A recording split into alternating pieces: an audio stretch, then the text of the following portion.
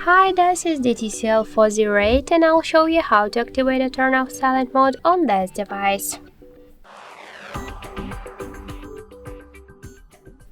So let's first open the settings and then scroll down to the sounds and vibration. To activate silent mode or to turn it off, we should use the switcher. When the silent mode is activated, we could see that our ringtones and notifications they will be muted.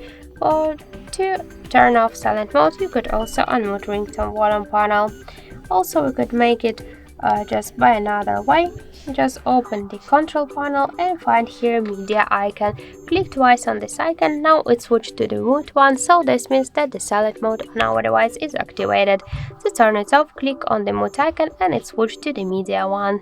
So thank you for watching, and if you find this video helpful, leave thumbs up and subscribe.